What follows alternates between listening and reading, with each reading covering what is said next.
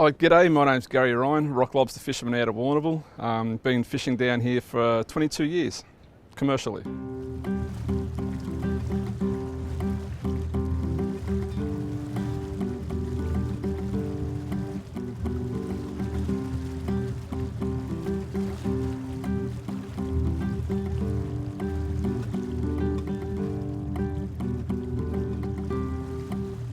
One of the things I'd like to talk about today is plastics in fishing and the plastic that washes up on the beach from fishing gear. I think a lot of people believe it's just waste thrown over the side and such things like that. But in reality, it's not waste, it's actually lost. It's lost gear. Gear can be lost from dozens of reasons. People can be driving through in their boats or whatever and just not notice the floats, not see the line and just run through and their propellers will cut the line off.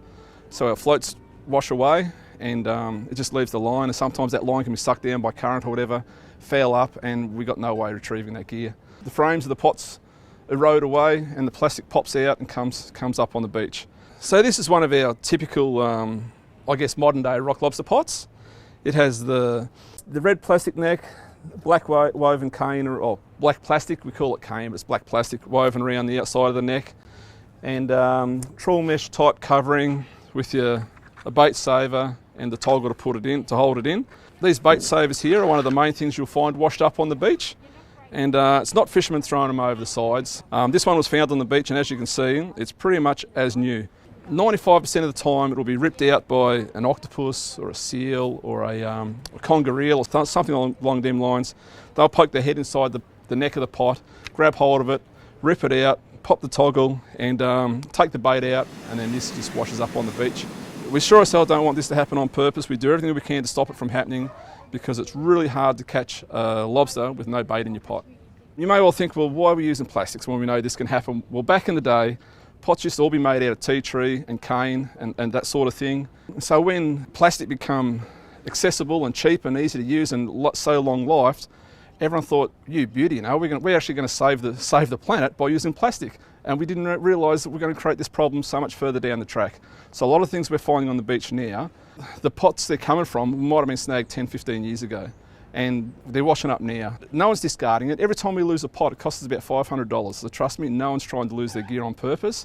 It's just unfortunate that it does happen, and it's a pain in the butt when it happens, but it happens. I mark every single pot with different GPS systems on the boat.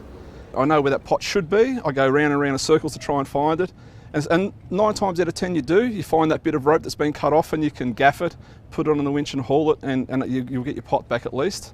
Your floats you may not get back. They could be gone. They'll wash up on a beach somewhere and someone will be thinking, dirty bloody fisherman. But once again, it didn't happen on purpose. We might go out there after a storm and the line's been chafed off on a reef, on the edge of the reef, and the pot's lost. Well, it's not lost, it's just the headset's not there to tell us where it is. And on them occasions, if it's shallow enough, and normally it is around here, I'll take out a little anchor and a scuba diver. I'll throw the little anchor over on the marker it's supposed to be, and the diver just follows down my line to the anchor. The GPS is that accurate. The anchor almost lands in the neck of the pot. He just gets that anchor, ties it to the pot, and I retrieve my pot so nothing's lost. That's all come along with GPSs. Years ago, before there was GPSs and what have you, the fishermen had no way of going back to that exact spot and finding that pot. So a lot of these necks we're finding now are from that era. They're not from the modern era. It's just taken a long time for these things to wash up, and unfortunately they are now.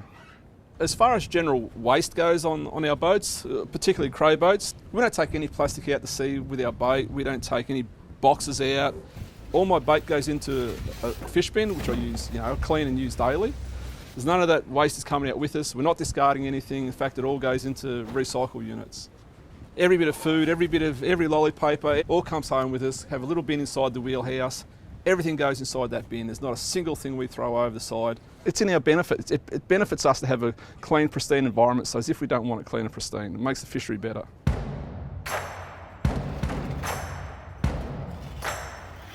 We've got a bit of a project going at the moment. It's called Vic Pot, and what we're trying to do is have pots with minimal plastic in them.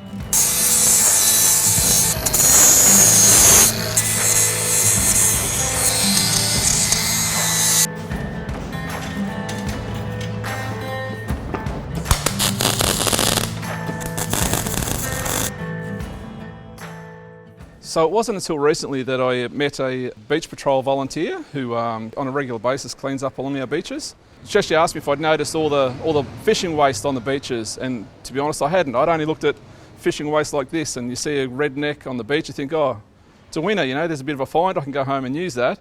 And then she pointed out how much they break down and how big a problem it is. And so here's an example of this redneck over time becoming this.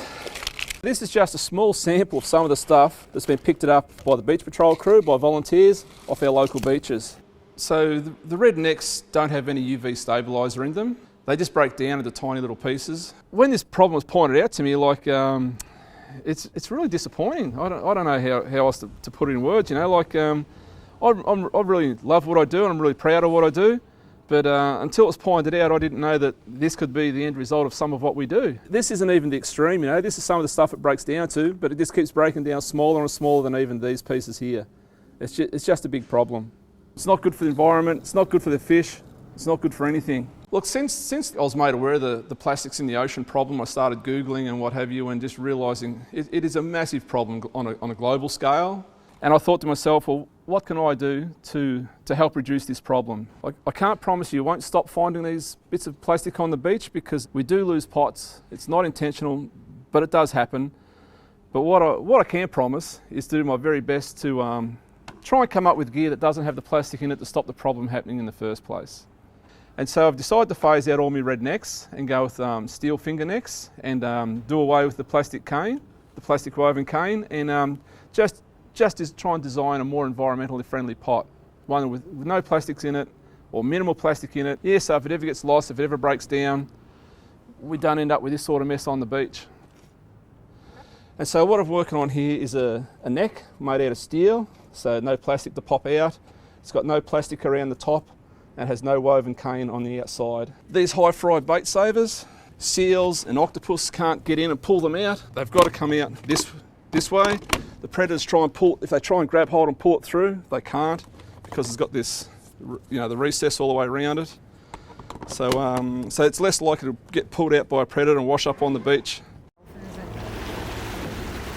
As I've got about 10 or 12 of these pots in the water right now, fishing every bit as good as this pot, perhaps even better, and by winter at least half of my gear will be changed over to this sort of gear.